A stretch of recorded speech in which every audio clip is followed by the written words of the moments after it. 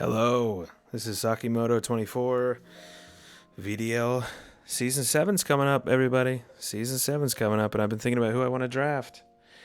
Thinking about what tools do I need to be successful. I hadn't done a statistical analysis in a while, so I thought something fun would be to do just a brief analysis of some things regarding the past 4 championship teams in the VDL V-Create. Just to make some observations and just to make some inferences about what tools are necessary for success. What tools do I need to include on my team to be a champion? So I've done this brief statistical analysis. I haven't done one in a while, so at least not for anything Pokemon related. So let's hop into it, and hopefully we learn some things.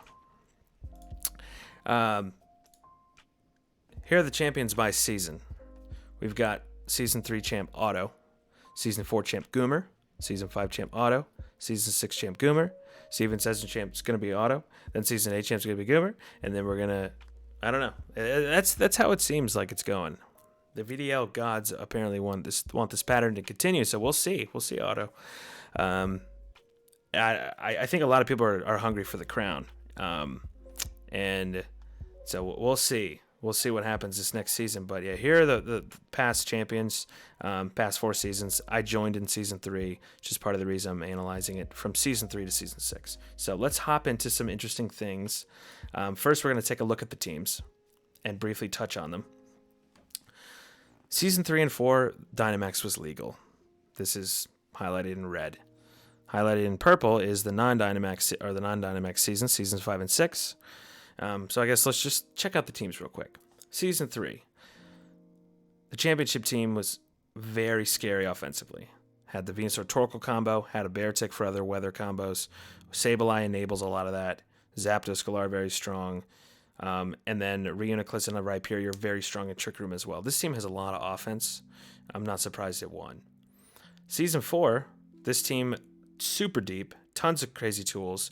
Obstagoon can do a lot of cool things with Defiant and Guts, and it's very versatile. Gorgai's super very versatile. We got the Stack Attacka, a mon with 4 times weaknesses, but you got the Rotom on the team that's immune to both of those. So really good synergy. Mamoswine, one of the best offensive mons in draft, I think, just because of its typing. Tornadus, really strong. A lot of tools on this team. Tons of different things that can be done with it. And not surprised this team won either. Not surprised any of these teams won. Season 5, Auto. This team is crazy strong. Primarina and Blaziken offer so much offense, especially since Primarina has spread. Blaziken has, can flex. It's the type of offense, and it gets a speed boost. Articuno, super strong. Also Tailwind, Trick Room Setter. Salamence, Intimidate. I mean, you just have so many strong Pokemon on this team, and a lot of different abilities that are useful, like you have Redirection and Psychic Terrain. I don't know. This team's crazy. And we got the Stonejourner, of course. Season 6, we got the infamous Hail combo. We've got the 2 water types. A lot of bulk on this team. A lot of ability to pivot. A lot of U-turn mons. And it has Redirection. It's got Heatmore. Obviously, it's going to win. It has Heatmore. So, a very deep team as well. And I'm not surprised any of these teams won. So, now let's take a look and see some of the things that are consistent with these teams. Defiant Competitive, I noticed, is on every team. At least one mon with one of those abilities. And in fact, it looks like every team has Defiant. And then Season 5, Auto's championship team also had the competitive Articuno. So, I don't know what that means. I don't know if it means competitive and Defiant just enables a lot for your team. If it's one of the best abilities out there, maybe. Is it necessary to win? Maybe. I don't know. It looks like it has been for the past 4 seasons. It kind of makes sense because it deters Intimidate if you want your physical attackers to be really successful. Wait, why does it say Steely? Poop. Oh, sorry, I just had to check something. Why is this X? Look at Steelix. The X is left out. Why? I just copied and pasted. I don't know. Anyways, that is. Oh well. So I don't know. Define competitive. It deters a lot of things like Intimidate, deters Electro Web, and Icy Wind and Bulldoze, and you can switch into a charm or something, or like a Sticky Webs, I don't know, and all of a sudden you got a massive offense boost, and that's really nice to have. I just thought it was interesting. Every one of those teams had it because Defiant Competitive is one of those abilities that I don't find 100% necessary to have on a team, but I always try to look out for it and try to draft it if I can. But maybe I should prioritize it higher. I don't know. It's just seeming to be very useful. So the next thing we're going to talk about, you already got a peek on it. It's Prankster.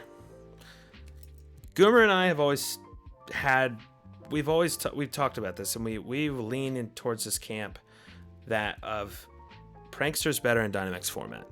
And looking at these championship teams, our hunch is, it looks like it's correct.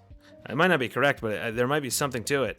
Sableye, Meowstic, two Prankster mons, both on the Dynamax season championship teams. When Dynamax was not legal, those championship teams did not have any Prankster. Didn't need it, I guess. So maybe Prankster's stronger in Dynamax. I don't know. Maybe it's not. But according to this little analysis and looking at the championship teams, it both those mons did a lot of work on those championship teams when Dynamax was allowed. And I don't know. We'll see. Maybe it's relevant. Maybe it's not. Maybe it's coincidental. I don't know. That's up to you to decide. Next thing we're going to look into is weather. Weather is something that I think can be very powerful, but it needs the right team.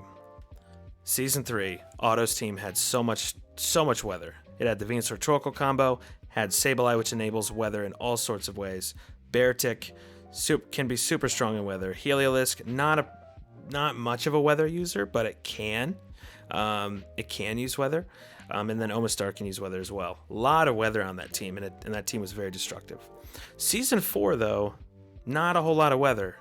I mean, Seeking gets the Swift Swim, Meowstic gets the Prankster for the Rain Dance, but that's not really a combo you're going to want to lean on. I mean, it's not super strong, so not really a whole lot of weather on Season 4. Season 5, again, not a whole lot of weather. Got the Seeking, but nothing that's going to promote that rain mode. Nothing that's really going to, I mean, really almost no weather on this team. Season 6, you got very strong Arctozolt Ninetales combo. Was very hard to prep for, very hard to play against. Did a lot of work.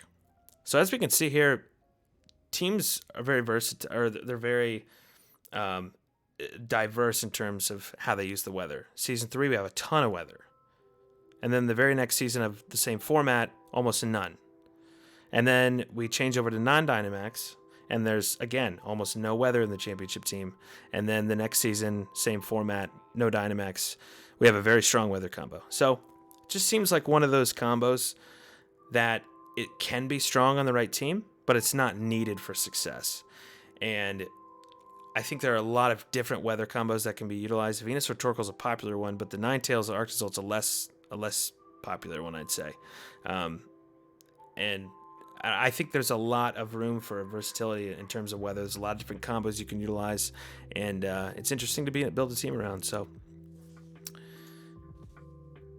now terrain is a bit different than I don't know if you guys see this, but it's like flipping back and forth automatically in slides. From at least in my view, it's like the computer's freaking out. I don't know if you can see that, but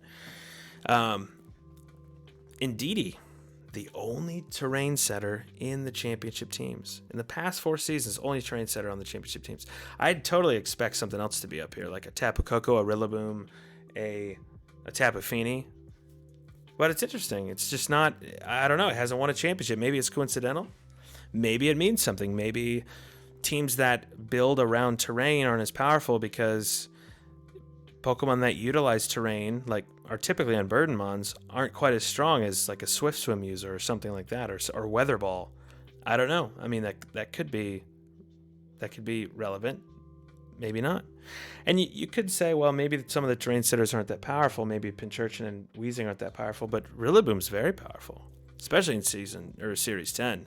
And Tapu Koko, I think, is great. Tapu Fini's amazing. So maybe they just haven't won a championship, or maybe terrain just isn't as necessary as some of the other tools that you could be adding to your arsenal when building a team. So I don't know. I thought this one was very interesting. The only terrain setter or terrain user was Indeedee. Redirection. Again, Didi makes an appearance. Opposite of Prankster, we see Redirection on the Series 10 championship teams, but when Dynamax was legal, no Redirection needed, apparently. I always thought Redirection looked stronger in Dynamax for some reason. Maybe it's because, when you Dynamax, you really want to prioritize your Dynamax Mon, and having a Pokemon to protect it is nice, but it's seeming like it wasn't needed on these championship teams, at least when Dynamax was around. And then when it wasn't around, it seemed to be pretty useful. The Tangela was a monster, and the Indeedee was super useful for Otto's team in Season 5.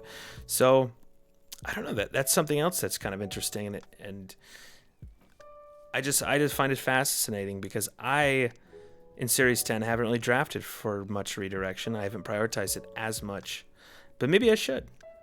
I don't know. I thought that was interesting. Fake Out. We see Fake Out across the board. We got at least one Fake Out user on each team. Sableye and Lopunny, both great supports with Fake Out. Meowstic, great support, has Fake Out. Indeedee, not much of a Fake Out user because it's usually just going for Follow Me and Psychic Terrain and other stuff. But it can utilize Fake Out, and I know Otto did use it. So when he needed it, he could bring out that Fake Out, and it's just nice to have. You could argue that Persian is the weakest Fake Out Mon on this list, but after discussing Goomer's team with him, he shared an interesting statistic with me later in the season, in Season 6. He said that he had never lost a set with Persian when he brought it, and so it made him want to bring it more often. So a very useful Pokemon, and a lot of it's because of that Fake Out pressure. You see it in every format, and every championship team's got a Fake Out user. Just something interesting. So now we're going to hop into some other numbers. So what I've done is I've kind of I've created some averages to reflect the power of these teams. So what I did is in terms of physical attack, I took the top 4 Pokemon on each team in terms of physical attack power, and then I averaged them. I didn't want to average their entire team because that just seems like a less reliable statistic. Because then you're averaging the attack of like an Amoonguss and a Blissey, and that's just it's not giving you anything, helpful. So this is the average of the top 4 Pokemon in terms of physical attack, and then I also create averages for the special attack. So let's hop in and see. Let's see what the attack numbers are. What do you think they are? What do you think? Special attack and attack? What do you think the average of the top 4 Mons are? For Season 3, attack power average was 122.5. That's very high. So your top 4 physical attackers are averaging 122.5 attack. That's very strong. That's a lot of physical power. No wonder the Defiant Zapdos came in handy. I mean, you want all that physical power. So it's just interesting. There's not a whole lot to gather from these numbers yet, but it's nice to compare.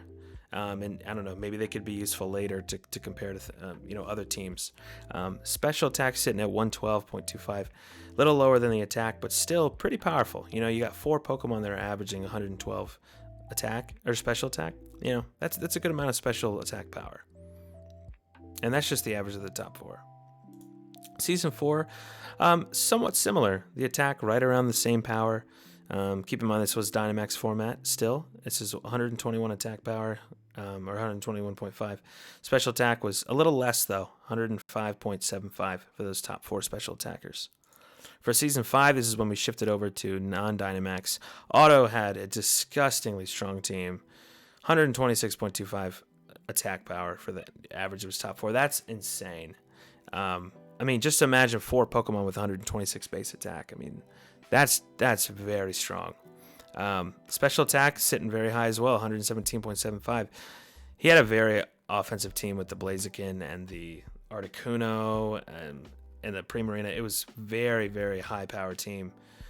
Not surprised to see those numbers. And then the most recent championship team, the lowest numbers of them all actually, 116.25 attack power, 105 special attack. So Season 5, which was non-Dynamax, had the highest numbers in each category. And then Season 6, which was the same format, had the lowest numbers out of the past 4 teams. So it's interesting. Maybe you don't, but the one thing I would gather from this is they have pretty high offenses overall. I'd say for your top 4 mons to average like something like 105, 110, 115, that's pretty strong. We don't really see any of these teams with like 130 on the attack and like 70 on the special attack and just tanking one offense. Both of these or all these championship teams seem to have a pretty good balance, and that's what I would take away from this. Is you probably need a good balance, and something else to think about is that all these teams have competitive and defiant, and maybe that enabled them to have these high physical attack numbers. Could be something useful, and again, something to think about. Fast and slow mons. When drafting, there's always a debate of what kind of speed tiers do I need? Do I need a lot of Pokemon for Trick Room? Do I need Pokemon, like, is 110 fast enough? Do I need Pokemon faster than that? I think speed tiers are really interesting, and there's a lot of different methods in terms of organizing your team for speed tiers. So I took the fast. I didn't create any averages, but we're just going to look at the speeds, the base speeds of the top 3 fastest Pokemon on each team, and then the bottom 3, so the 3 slowest Pokemon on each team. We're going to see those numbers. So season 3, 3 fastest Pokemon on the team: 115 base speed, 109, 105. Kind of fast. Honestly, not as fast as I would expect a super strong team to have. But then again, if you think about it, it's got the weather modes, which creates all sorts of crazy hyper speeds. It's got the Sableye with Quash. Speed control wasn't as hard for this team. It didn't need as much, like just as high a base speeds potentially. In terms of the slow Pokemon, we got 20, 30, 40. Pretty slow. I'd say pretty nice Trick Room speeds. 20's great, under speeds all those base 30s. 30's like the standard in my opinion, and then 40's pretty slow as well. So a pretty good balance here. We move on to season 4, a little bit faster. We've got the 121 speed, 120, and 104. 121 speed is very fast, and 120 is fast as well. So having 2 mons that are very, very fast, probably pretty useful. I think that's fascinating. And then in terms of the slow Pokemon, he's got that super, super slow, grandma slow stack attack at 13 speed. But then you jump up to 55 as the second slowest Pokemon on the team. This team was very fast. I mean, just as in terms of averaging. I mean, you can see the third slowest mon on the team was 68 speed. That's very fast. Now, something to keep in mind with some of this stuff is that I used the average Gourgeist. I didn't use all forms of Gourgeist, so maybe that's something that you could to keep in mind. Because Gourgeist was on 2 championship teams. So this is interesting. A little faster, but we see similarly they got these strong, fast Pokemon. They're not sitting at Pokemon under like 100 speed for the entire team. Pretty good balance.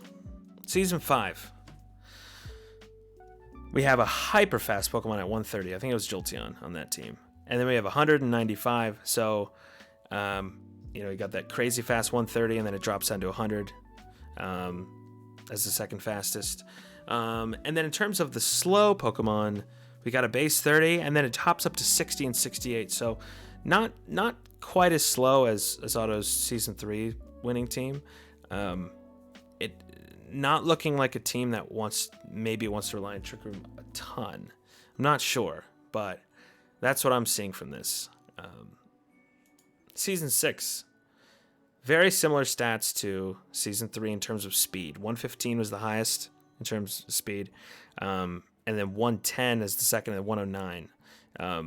So very similar speeds to the top 3 speedy Pokemon in Season 3, but also, again, had weather. So they had other ways to create speed control and they didn't have to rely on purely base speed. So I think that's something that's interesting. Is the 2 teams that had weather didn't have the faster base speed mons overall. They didn't have one of those 120 base speeds or those 130s.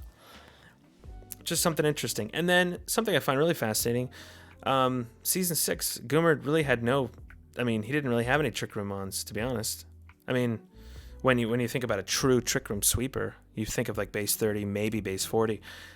His slowest was 55, and that was Arctozolt. That was typically used as a speedy mon in the hail.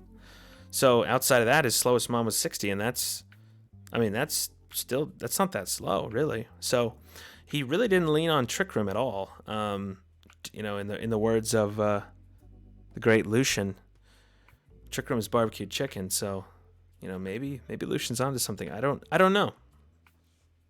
I'm just looking at the numbies.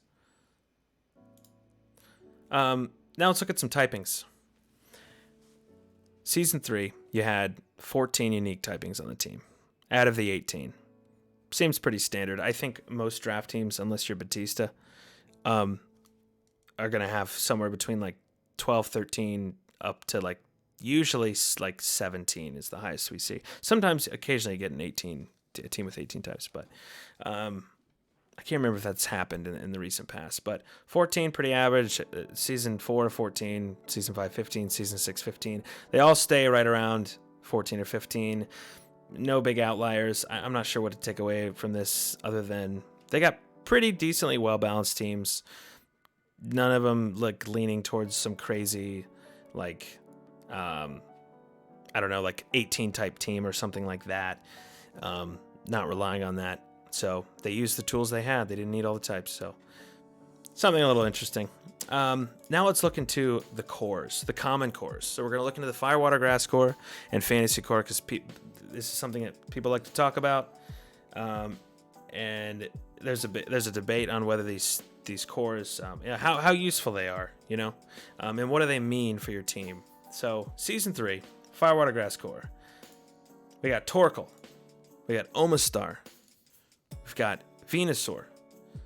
Pretty strong Firewater Grass core, I'd say. Less useful was the Omastar. I don't even know if it was really used much on the team, if at all. But Torkoal, Venusaur, fantastic combo, super strong. The grass and fire work well together. So, that's a pretty strong Firewater Grass if I were to see. That led Auto to the championship. So, Season 4, we had a Seeking and a Gourgeist. No fire needed, I guess. So, yeah, and Seeking really not super strong. Gourgeist was used a lot, I believe. Really didn't rely on the Firewater Grass core much. Didn't need the fire type. So, I think he just had other typings and things that he wanted to utilize more in that season. So, not really much of a Firewater Grass core here. Season 5, Seeking again making an appearance. Seeking's a 2-time champion, my friends. Then we have the Primarina. We actually have 2 water types here, so I thought I'd mention both. Primarina, very strong. We have a Gourgeist again, another 2-time champion on this, in the VDL V-Create. And pretty useful mon, and it's within both formats it's been useful. So something interesting. Something interesting. And then the 4th mon here to this Firewater Grass core here, the Blaziken. Blaziken was vicious. A Blaziken Gourgeist Primarina offers so much on a team. It really does. You got Fairy typing, Ghost typing, Fighting typing in Series 10, along with also being a Firewater Grass core. That's kind of insane. So, that could have been a big reason for Auto success that season. I'm not sure. Season 6, we've got the Double Waters. We got the Swampert. We've got the Gyarados. And then we've got the Tangela. An interesting Pokemon to have in the Firewater Grass core because it's not... it actually has 100 base special attack, but it's really more used for support. And then the king himself, we got the Heatmore. We got the vicious Flaming Heatmore as part of the Firewater Grass core. So, I don't know what to take away from this, really. Most of the teams have a complete core, but they play a lot of different roles. It's not, you can't just think about it so simply like Firewater Grass, boom, good. Season 4 didn't even have a complete core, didn't have a fire type. But I'd say overall, a lot of strong water types here. Omastar not as much, but it still can be threatening. And then even there was no fire type in Season 4, but the fire types for Season 3, 5, and 6 all were very, very useful. yeah, I'm not sure. Take away whatever you want from this. I just thought it'd be interesting to point out some of these common cores on the teams. Let's hop into the fantasy core. This is one of the most interesting things, I think, right here, what I'm about to show you. Season 3, Fairy, and for those of you who don't know the fantasy core that some people like to draft, it's the Fairy Steel Dragon core. Season 3, nothing. Season 3 had no steel, no fairy, no dragon. Nothing. When I started looking at this, I thought that was super fascinating. Because I really value, if anything, I value a steel type. I think steel types are very strong. So I thought that was interesting that, Otto didn't get any. And maybe it's because he found stronger Pokemon in other types and he didn't really need to prioritize this sort of core. And he had a strong enough core elsewhere. And he had weather modes that didn't synchronize with maybe some of those type mons that he could have drafted. I don't know, but nothing in Season 3. Nothing. Season 4, we only had one Pokemon. It was a Steel type stack attack, and no Fairy, no Dragon on this team. Just the big old stack. So, yeah, I find that really fascinating because I think Fairy's very strong. I think Dragon can be useful, and I think Dragon's better with Dynamax because I think Wormwind is nice, but I think Steel is super strong, so it's interesting not seeing a lot of these Pokemon drafted on these teams. Well, unlike these past two teams, we've got plenty of these Pokemon on the Season 5 Championship Team. We've got the Steelix, very strong. Primarina, very strong. Salamence, super strong. Not the most accurate Pokemon, but very strong. And then Bisharp, or Bisharp, however you say it. So some very strong Pokemon here. We take a turn from nothing from the Fantasy Core, one Mon from the Fantasy Core, and then all of a sudden we have 4 Pokemon that I guess are in the Fantasy Core that are very, very strong. And yeah, I mean and they work really well together. I mean, this team, just look at those 4 Pokemon. They are all unique, vicious, can do a lot. So Season 6, Hydreigon, Ninetales, Dugtrio. Bit of a weird one. We've got, but they all have interesting roles. Hydreigon can be strong. It's got Levitate. Can go under the Dugtrio. The Dugtrio, not much of a defensive Pokemon as your Steel type, but it could do a lot. And having a Steel type is nice because you can take those strong normal type attacks. You can take the Fairy hits, things like that. Take them a little easier. And then Ninetales, more of a weather setter than like a super strong Fairy type, but I don't know. This is interesting to me because it's all over the place, and some people prioritize these cores more than others, and it's seeming here that depending on the team you draft, you might not need to prioritize these cores as much. Season 5, these typings worked really well together for Otto. But at the same time, in Season 3, he didn't draft any of them, and he still won. So it kind of just depends on how you start building your team and what you want to go for and what you think synergizes, whether that be these type cores or not. That's the end of the video. It's sort of an abrupt ending. Bit of a brief analysis on all these teams. I think it'd be fun to do. I could have dove into some other stuffs, some other stuffies, but I decided that would be good for now. So hope you enjoyed the video. Hope you hope you learned some stuff. I learned some stuff. And good luck everybody in Season 7 of the VDL V-Create and Searing Shot. Good luck everybody. Hopefully we draft some strong teams. And until next time, I guess this is Sakimoto24 and peace out.